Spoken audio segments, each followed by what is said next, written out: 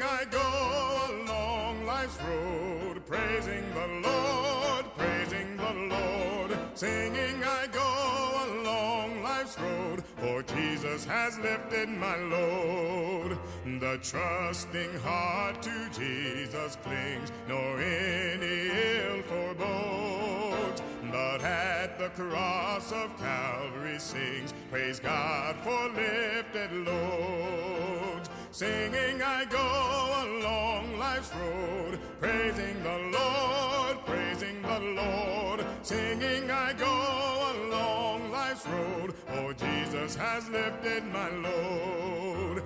The passing days bring many cares, fear not, I hear him say. And when my fears are turned to prayers, the burdens slip away. He tells me of my Father's love and never slumbering eye. My everlasting King above will all my needs supply. Singing I go along life's road, praising the Lord, praising the Lord. Singing I go along life's road, for Jesus has lifted my load.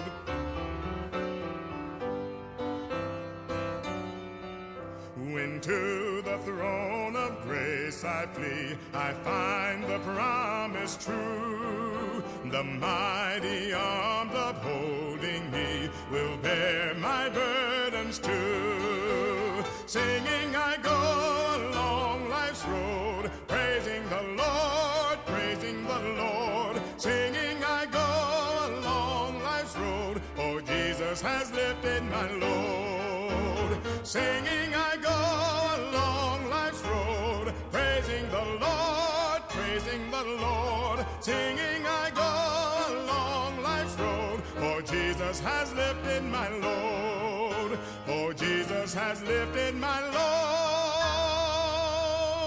load. You're listening to WVFV, Voice for Victory Radio, broadcasting from Roanoke Rapids, North Carolina.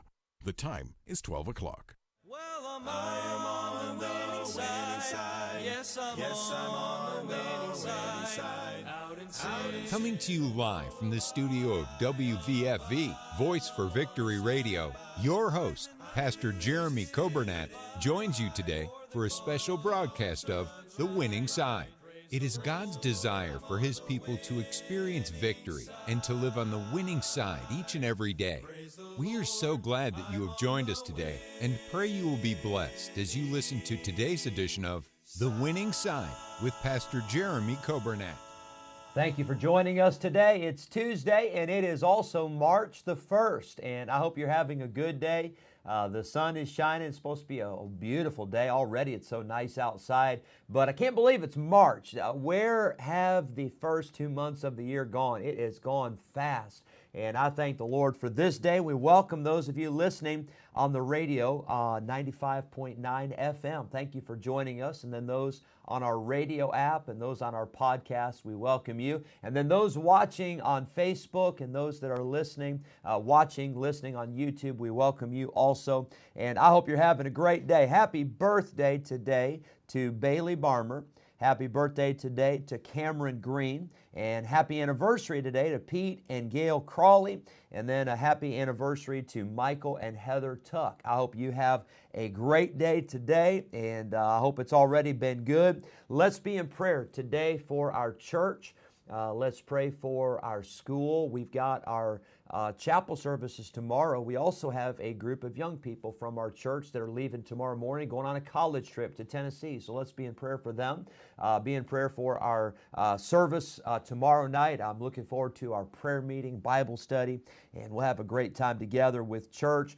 We had such a great day on Sunday, and I'm still rejoicing in what the Lord did on Sunday with the Thren family. They were such a blessing. We're going to hear from them in just a minute. We'll hear a song. I want to remind you to be in prayer for the situation that's going on over in the Ukraine. I'd ask you to pray for those folks and pray for people to be saved. Pray for people to turn to Christ. Pray for those churches and those Christians over there. Pray for God's grace. You know, we are so spoiled in this country. We have got it made, and I think most of the time we just take it for granted. We don't realize just how good we have it. But I hope you pray for them. And then I try to say this every day on our broadcast, but I'd ask you to pray for our missionaries. We have a list, it's almost 90 missionaries that we support on a monthly basis. I think the average, I should say the average, most of them it's $125 a month. There's a few that it's a little bit more because they were missionaries back when there was Lakeview Park and Victory. And so there's a couple missionaries that both of those supports have continued from both churches. But we have about 90 missionaries. That's a lot of money. That's over $10,000 every month going out for missions. And then in December, we send an extra check to all the missionaries for Christmas, just to try to be a blessing to them. And you say, well, why do we do all that? Because that is our mission, is to get the gospel to the four corners of the globe. I asked you a lot during, I think, Christmas and New Year's and that about praying for our missionaries, and I try to mention them every day. I just got a prayer letter. Miss Odell had told me about it, and I took the time and read the letter this morning. But one of our missionaries, a young couple, they have two boys, two precious boys, and they're in the country of Peru as missionaries. They came back a few years ago. They came when they were on deputation, just a sweet couple. Well, that prayer letter told the story about their baby girl that was born. They did not know, but there was a very serious heart condition. They didn't know up until the time the baby was born. And that baby died within 30 minutes of being born. And in that prayer letter, they talk about going home and then hearing those boys asking about where's the baby. It's just such a sad, heartbreaking thing. But you know, as they wrote that, they said, we know where she is. We know that she's with the Lord, and I'm thankful for heaven. But I want to remind you to pray for our missionaries. We have no idea what they're going through today, but I wish that we would be more committed to praying for our missionaries, and I hope you will. Here's a great song, the Thren family. They were with us all day Sunday, and we already got them booked. They're coming back next year, so I'm looking forward to that. But here's a great song. It says, He will see you through. I'm glad that God's able to take care of us. He doesn't just save us, and He doesn't just take care of us at the end when we go to heaven, but He'll see us through all the way till the end. Hope you enjoy this song, and then we'll be in our Bible study in Psalm 2 for today. They were standing on the shoreline when the Master gave the word to load the boat and sail across the sea, beginning with no worries, but very soon they find that a sunny day would soon turn into night. He heard them crying desperately for mercy as the waves crashed hard against the vessel's side. It seemed all hope had died, but the Master soon replied, speaking peace, He calmed the raging tide. God will not die where He will not provide. He'll never lead you through a valley without walking by your side. And when the storms around you cease, it's because the Prince of Peace has already walked ahead of you. And I know He will see you through.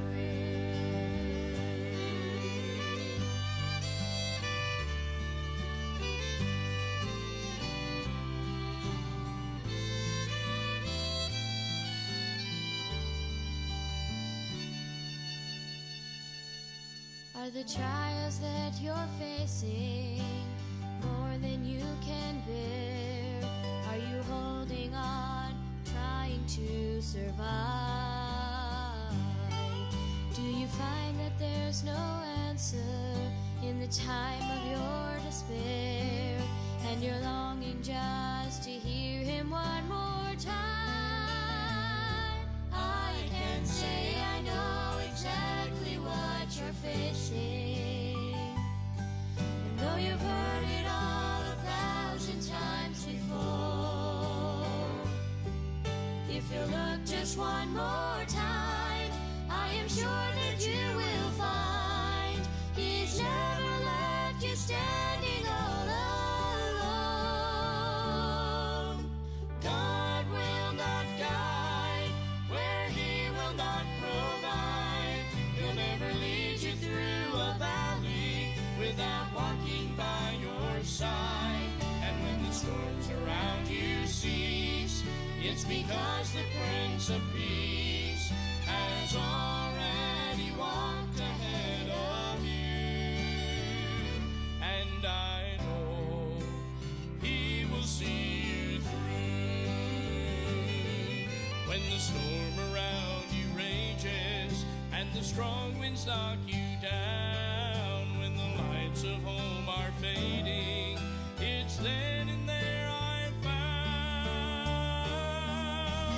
God will not guide where He will not provide. He'll never lead you through a valley without walking by your side. And when the storms around you cease, it's because the Prince of Peace has already walked ahead of you. And I know He will see you through. Yes, I know He will see you through.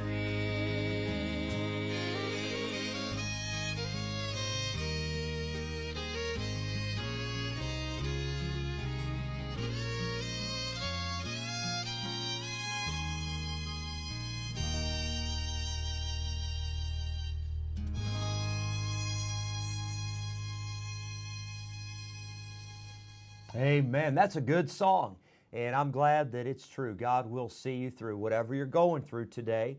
I may not know about it. Nobody else may know about it but you and the Lord. But God will see you through. I'm so thankful for that promise. He never fails. He always comes through, and what a blessing.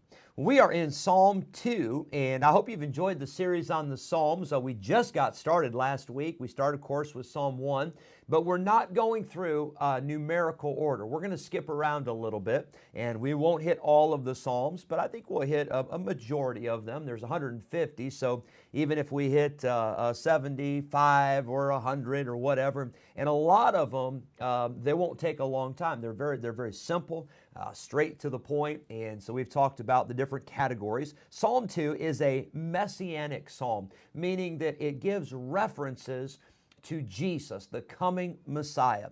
We see that this psalm was used by God's people many times as an encouragement when they saw that the heathen were out of control. It says in verse 1, why do the heathen rage? Why do the people imagine a vain thing? And David writes, and he says, why are the heathen in such a rage? That word means violent anger that is accompanied with furious words, gestures, or agitation. It is anger excited to fury. And boy, the heathen are raging today. And so David asked that question. Well, then we see in verse 2, he says, the kings of the earth, they set themselves, and the rulers take counsel together against the Lord and against His anointed. We said that word anointed that's the Messiah. That's the word for Jesus, who is the Messiah, the King, the anointed one. Well, it's interesting to me that the kings and the rulers, they take counsel against God, but the fact that they're a king or a ruler is because God's the one that gave them that power to begin with. The Bible tells us in Romans 13, there is no power but of God. The powers that be are ordained of God. It's very foolish for us to think we can fight against God.